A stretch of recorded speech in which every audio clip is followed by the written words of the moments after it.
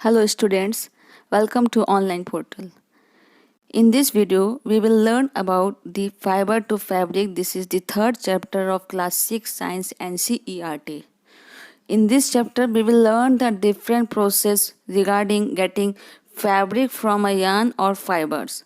So, the first process that we call the spinning. What is spinning? The process of making yarn from fibers is called spinning.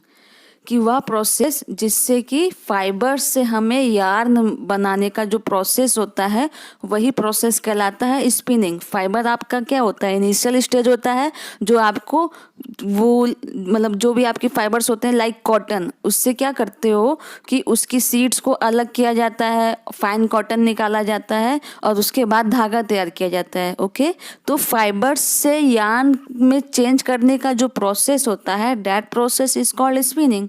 In this process, fibers from a mass of cotton wool are drawn out and twisted. इस process में क्या करते हैं कि ढेर सारे fibres लेके आते हैं और उसमें से जो है यार्न जो है निकालते हैं, ट्विस्ट करते हैं, मतलब मोड़ मोड़ के एक तरीका होता है जो आप कॉम्बिंग प्रोसेस पढ़े थे कि कॉम्ब करके सीड्स को अलग किया जाता है फाइन कॉटन से। तो उसके बाद जो है आपका फाइन कॉटन से आपका यार्न तैयार किया जाता है। यार्न मीन्स थ्रेड, जो कि बहुत थिन लेयर होती है। This brings the fibres together to form a yarn. तो इससे आपका क्या फॉर्म होगा? यार्न यहीं से फॉर्म होगा। पहले वो फाइबर के स्टेज में होता है, फिर उससे हम लोग यार्न बनाते हैं, देन लास्ट में होता है आपका फैब्रिक। उसके बाद कोई मटेरियल तैयार किया जाता है। A simple device use for spinning is a hand spindle called also टकली. Another hand operated device used for spinning is चरखा. तो एक सिंपल डिवाइस जो है स्पिनिंग के प्रोसेस में यूज की जाती है उसको हैंड स्पिंडल बोलते हैं, जो कि हाथों के द्वारा चलाई जाती है। उसका एक और नाम भी होता है that is called takli. And other operated device use for spinning is charkha. चरखा आप लोगों ने सुना होगा कि महात्मा गांधी बहुत यूज करते थे जब ब्रिटिश राज जो है इंडिया में यहाँ पे शासन करने आए थे। तो उनके जो मतलब कपड़े थे वो कहते थे इंडिया वाले वही पहनेंगे, लेकिन महात्मा गांधी ने बोला कि आपको ये बॉयकॉट करना होगा और आपको खादी से बने कपड़े को इस्तेमाल करना होगा, मीन्स कॉटन से बने। और वो कैसे, वो कॉटन कपड़ा कैसे बनाते थे? चरखा के इस्तेमाल से। चरखा आपका जो है एक मशीन होता है जो कि हाथों के द्वारा चलाई जाती है। Spinning of yarn on a large scale is done by spinning machines. ये जो स्पिनिंग का जो काम होता है वो बड़ी बड़ी फैक्ट्रीज में होता है और वहाँ पे स्पिनिंग मशीन्स भी लगाई जाती हैं। पहले के ज़माने में तो हाथों से किया जाता था, लेकिन अब जैसे डिमांड बढ़ रही है तो सप्लाई भी देना है, इसलिए उसके लिए मशीन्स का यूज किया जाता है कि जल्दी से जल्दी धागा तैयार किया जाए फाइबर से और उससे हमारा फैब्रिक जो है बन सके। तो अब आपके स्क्रीन में एक इमेज आ रही है जो कि स्पिनिंग डिवाइस है जिसका नाम है चरखा, और यही चरखा जो है महात्मा गांधी जो है इस्तेमाल में लेके आए थे। नेक्स्ट है आपका यार्न टू फैब्रिक, कि यार्न से फैब्रिक में चेंज करने के लिए दो प्रोसेस होते हैं। अभी आपने क्या पढ़ा कि फाइबर से यार्न कैसे बना, उस प्रोसेस को बोलते हैं स्पिनिंग। अब आपको पढ़ना है कि आपका यार्न से फैब्रिक कैसे तैयार हुआ। तो इसके दो मेन प्रोसेस होते हैं, एक होता है वीविंग और एक होता है निटिंग। तो वीविंग क्या है बच्चों? इसमें दो सेट्स ऑफ यार्न चाहिए। दो सेट्स ऑफ यार्न मतलब दो धागे इसमें कंपलसरी है।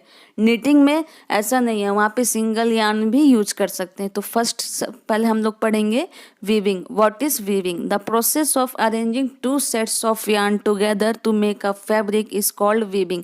कि जब दो सेट्स ऑफ यार्न यानी कि दो सेट्स जो है धागा का लेंगे, वो कोई भी कलर का हो सकता है, सेम कलर का भी हो सकता है। आप देखते हो सेम कलर का भी शर्ट होता है, अलग अलग कलर का धागा यूज करेंगे तो मल्टी कलर का मतलब शर्ट बनेगा, साड़ी बनेगा, कुछ भी जो भी बनाना है।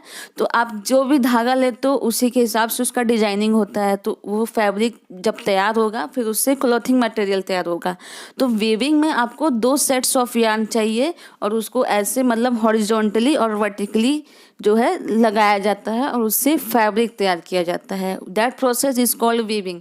2 sets of yarn woven to make a fabric. The yarns are much thinner than are paper strips। और इसमें जो 2 sets of yarn लेते हैं फैब्रिक बनाने के लिए, ये यार्न इतने पतले होते हैं कि एक पेपर के स्ट्रिप से कंपैरिजन करोगे तो उससे भी पतले होते हैं। ये धागे आप देखो कितने पतले होते हैं।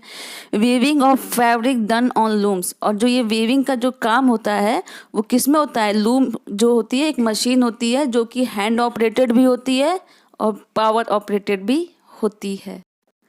आपकी स्क्रीन में इमेज आ रही है, वो है वीविंग मशीन्स जिसको कि लूम कहते हैं। और लूम्स जो है वह हैंड ऑपरेटेड भी होती है और पावर ऑपरेटेड भी होती है। तो यहाँ पे मैंने दोनों इमेज आपको दिखा रखी है कि ये जो आप देख रहे हो इमेज एक हैंड ऑपरेटेड है और एक मतलब पावर ऑपरेटेड है। नेक्स्ट हम लोग प्रोसेस पढ़ेंगे, that process is called knitting. What is knitting? In knitting, a single yarn is used to make a fabric। इसमें जो है सिंगल यार्न का यूज़ किया जाता है एक फैब्रिक को तैयार करने के लिए। तो आप लोगों ने मम्मी को देखा होगा स्वेटर बुनते हुए, जो बुनना होता है ना वही प्रोसेस होता है नीटिंग। नीटिंग का ही हिंदी होता है बुनना, स्वेटर की जो बुनाई होती है। तो आप इमेज में भी देख रहे होगे कि 2 सिलाई है और इसमें सिंगल यार्न जो कि ऑरेंज कलर का यूज किया हुआ है और इससे एक स्वेटर बनाया जाएगा। तो नीटिंग आपको बहुत इजी में समझ में आ जाएगा कि नीटिंग क्या होता है। सिंपल समझो, बुनाई का काम जो होता है। Socks and many other clothing are made of knitting fabrics. जो आपके मोजे होते हैं और कई क्लॉथिंग ऐसी होती हैं आप देखोगे वो बुनाई करके लगेगा कि बना हुआ है, जैसे स्वेटर बनता है। तो उस फैब्रिक को क्या बोलते हैं? नीटिंग फैब्रिक्स बोलते हैं, क्योंकि वो नीटिंग के प्रोसेस से तैयार हुआ है। Knitting is done by hand and also on machine. और नीटिंग का भी जो प्रोसेस होता है वो हाथ से भी होता है और मशीनों से भी होता है। मशीन से बने हुए स्वेटर आपने देखे होंगे कि बहुत फाइन लगेंगे, बहुत सुंदर लगेंगे। और घर के बने हुए स्वेटर जो है देखोगे थोड़ी उसकी जो बुनाई होती है वो मोटी होती है। तो जो फाइन जो आपको मिलेगा वो आपको मशीन से मिलेगा और हैंड से जो मिलेगा वो भी अच्छा रहता है, लेकिन थोड़ा उसमें फाइन जो है वो कम होता है।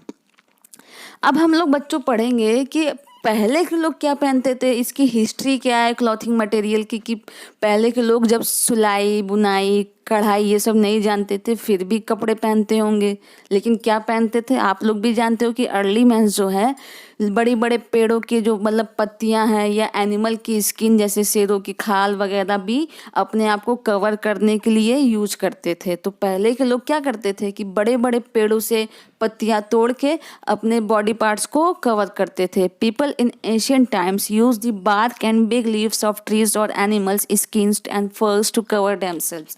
कि लोग जो है पुराने समय में बड़ी बड़ी पत्तियों का इस्तेमाल करते थे अपने बॉडी को कवर करने के लिए, या एनिमल स्किन और फर्स को भी इस्तेमाल करते थे अपने बॉडी को कवर करने के लिए। After people began to settle in agricultural communities, जैसे जैसे लोग जो है एग्रीकल्चरल कम्युनिटीज़ में सेटल होना स्टार्ट हुए, वहाँ पे उन्होंने सीखा कि वीविंग कैसे करते हैं। उससे उन्होंने जो है मैट्स बास्केट बनाना जो है तैयार किया। द अर्ली इंडियंस वोर fabrics made out of cotton. जो अर्ली इंडियंस थे वो जो है कॉटन के फैब्रिक्स जो है पहना करते थे, जो कि किस रीजन में पाया जाता था कॉटन? वो रीजन्स जो कि गंगा रिवर के पास के होते थे। Next point is flax is also a plant that give natural fibres.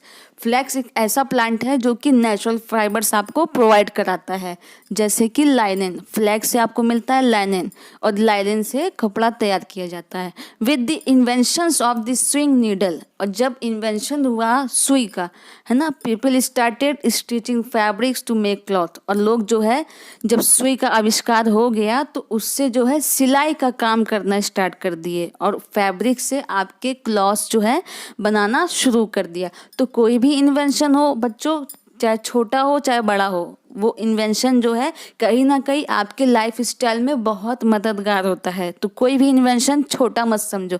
इसलिए आप लोगों के दिमाग में कोई भी ऐसा मतलब नया चीज़ आ रहा हो तो हमसे ज़रूर शेयर कीजिए। हमारे कमेंट है अपना कोई भी मतलब सोच या आइडिया या इन्वेंशन जो आप कुछ करना चाहते हो, कुछ ऐसा सोचे हो कि नहीं ऐसा हो सकता है, इसके करने से ये फ़ायदा होगा, तो आप हमसे ज़रूर शेयर कीजिएगा।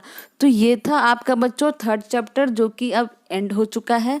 इसलिए अगर अभी तक चैनल सब्सक्राइब नहीं किया है तो आप कर लीजिए। और हमारा यूट्यूब चैनल जो है किस नाम से है, क्वालिटी कोचिंग क्लासेस, तो आप इसको सब्सक्राइब कीजिए, हमारे वीडियो को लाइक कीजिए और शेयर कीजिए और अपने दोस्तों को भी बताइए, क्योंकि अभी लॉकडाउन का पीरियड है और वो लोग भी इससे पढ़ सके। Thank you. 1, 2, 3, come on!